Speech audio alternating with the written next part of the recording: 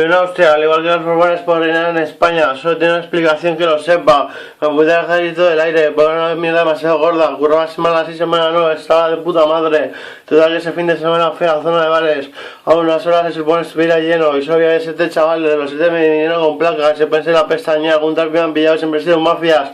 Pero no eran los 7 del ejército del aire. Yo pensé, esto es un sueño, no puede ser real. Aquí algo pasa, no es normal. Y así es, pasaban cosas hermosas y bellosas. ¿Qué pasa? Que teniente del coronel del ejército del aire tengo un golpe de estado mi nombre y yo me enteré por la tele, así de claro lo dejo.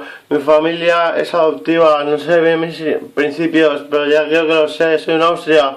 Bueno, que os sigo contando. Total, y como mi familia sigo de gente importante, estábamos hablando con un obispo y me contó el obispo: "Go, tú eres el reloj de San Gabriel, el reloj más poderoso del cielo, te cansaste de que todo el mundo tuviera tus mismos privilegios, siendo pecadores, pedrastas, asesinos, ladrones, y todos subían al cielo sin consecuencia y tenían tus mismos privilegios, te cansaste y tardaste. Eres el segundo al mando en el cielo, el que más poder tenía después de Dios, tenías suficiente poder para hacerlo y lo hiciste. Que este imperio donde todos lo llamáis infierno y a mí Satanás no me Satanás calla, a ti llegas y te enfrentas".